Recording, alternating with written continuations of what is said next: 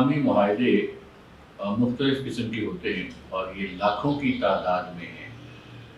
اس کی وجہ یہ ہے کہ جو اقوام عالم ہیں اور جتنے ممالک کا بن چکے ہیں، ان ممالک کے مابین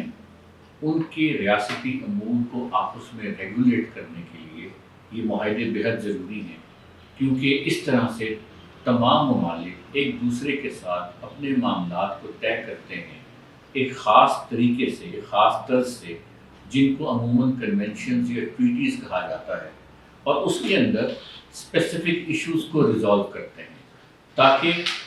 بین الاقوامی معاملات جو ہیں وہ بآسانی آگے چلیں۔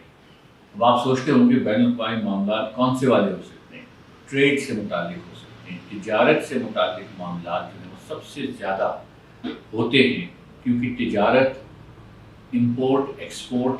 دنیا بھر کے ممالک کرتے ہیں، اور اس ایریا میں ویسے تو WTO کے قوانین موجود ہیں، وہ ٹریٹی موجود ہے، مگر اس کے علاوہ بے شمار انڈیویجول ٹریٹیز کنونشنز آ چکے ہیں جو تجارت کو ریگولیٹ کرتے ہیں۔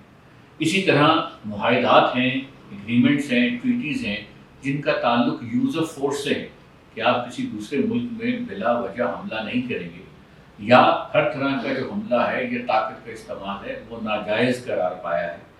کیونکہ جو انٹرنیشنل لا آج کل کا ہے گزشتہ 70 سال کا، خاص طور پہ UN چارٹر کے بعد، اس میں یہ وضاحت کر دی گئی ہے کہ دوسرے ملک پر قبضہ جو ہے وہ اب غیر قانونی قرار پایا۔ جو سرحدیں فائنلائز ہو چکی ہیں 1945 کے بعد، وہ اب فائنلٹی اٹین کر چکی ہیں، ماں سوائے ان معاملات کے جو دو جگہوں پر ہیں، کشمیر اور فلسطین۔ یہ ڈسپیوٹڈ ایریاز ہیں جہاں پر فائنلٹی اٹین نہیں کی، مگر اس کے علاوہ دنیا کے تقریباً تمام ممالک کی سرحدوں جن پہ اپنے اپنے جھگڑے ضرور چل رہے ہیں، لیکن قانون یہ کہتا ہے کہ اب آپ دوسرے ملک پر حملہ آور نہیں ہو سکتے بغیر وجہ کے۔ وجہ کیا ہو سکتی ہے؟ وہ ہو سکتی ہے اگر آپ نے سیلف ڈیفنس کی بنیاد پر حملہ کیا یا اس حملے کا جواب دیا۔ یہ بھی ایک انٹرنیشنل ڈیوٹی UN چارٹر کے اندر لکھا ہوا ہے۔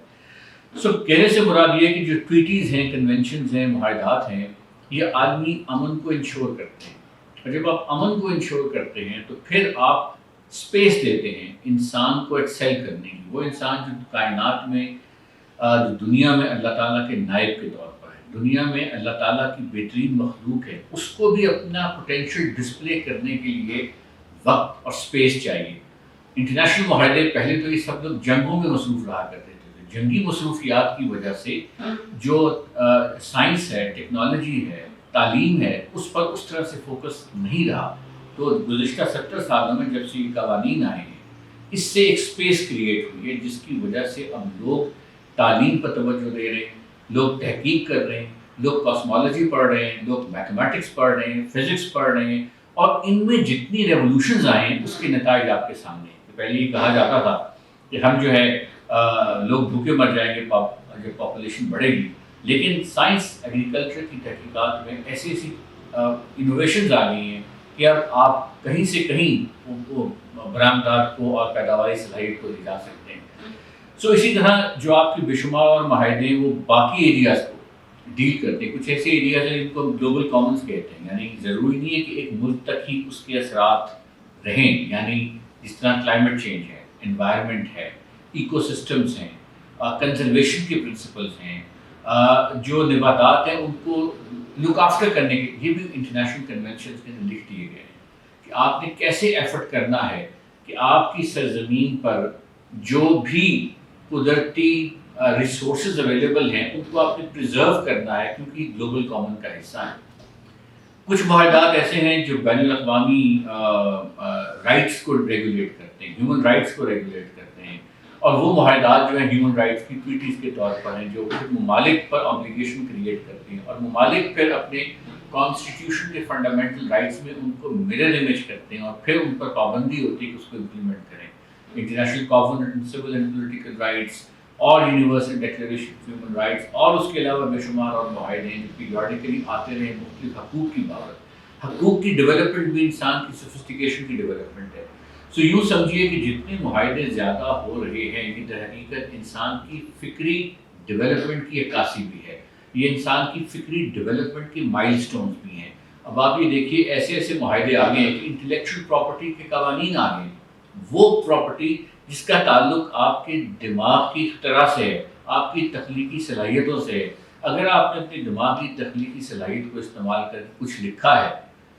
کچھ انوینٹ کیا ہے، کچھ چیز بنائی ہے، کوئی نیا پلان بنایا ہے، کوئی نیا فارمولا بنایا ہے، اس کے حقوق اب آپ کے ہیں، کیونکہ وہ آپ کے انٹلیکٹ کی پراپرٹی. یہ ایک اور سیٹ آف انٹرنیشنل کنونشنز کہتے ہیں. گویا اس کی بابت جو بھی آمدنی ہوگی اس میں کچھ حصہ آپ تک پہنچنا چاہیے، کیونکہ یہ آپ کی انٹلیکچوئل پراپرٹی ہے. سو یہ سوفسٹیکیشن ہے، یا یوں سمجھیے کہ آگے بڑھ رہی ہے بین الاقوامی قانون مختلف ایریاز کو ریگولیٹ کرتے ہوئے. لوگوں کی موومنٹ ہے، جہازوں کی موومنٹ ہے، بحری جہازوں کی موومنٹ ہے، ان کی لائسنسنگ ریجیمز ہیں.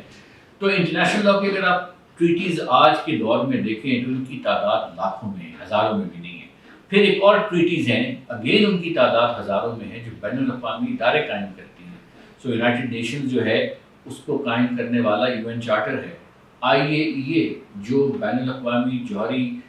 توانائی کو ریگولیٹ کرتا ہے، اس کو جو بنانے والی ٹریٹی ہے وہ آئی اے ای اسٹیچو کہلاتی ہے. اسی طرح بے شمار اور 50,000 سے زائد اس طرح کی ٹریٹیز موجود ہیں. یہ ٹریٹیز جو ہیں ادارے کریٹ کرتی ہیں جن کا تعلق ریاستوں سے ہوتا ہے. تو اگر آپ ان ٹریٹیز کو نہیں سمجھیں گے، بین الاقوامی قانون سے آگاہی نہیں حاصل کریں گے، تو آپ کو اپنے بین الاقوامی سطح کے معاملات میں مشکلات کا سامنا کرنا پڑے گا. اس لیے بہتر یہ ہے کہ ہم اور آپ میں سے جو لوگ بھی انٹرسٹ رکھتے ہیں پالیسی میں کنٹریبیوٹ کرنے میں، ملک کی سطح پر آگے بڑھنے میں، ان کو چاہیے کہ بین الاقوامی قانون کی بنیادی جو اصول ہیں ان کو ضرور جانیں، اور ان کے جو معاہدات ہیں، ان سے وابستہ معاہدات ہیں، ان کو ضرور پڑھیں، ان کا جائزہ لیں، ان پر کچھ دسترس حاصل کریں، کیونکہ ان کے اندر ہی مواقع ہیں، ان کے اندر اپرچونٹیز ہیں، آپ کی ذاتی گروتھ کی بھی، ملکی گروتھ کی بھی، اور اس شعبے کی گروتھ کی بھی جس سے کہ آپ کا تعلق ہے.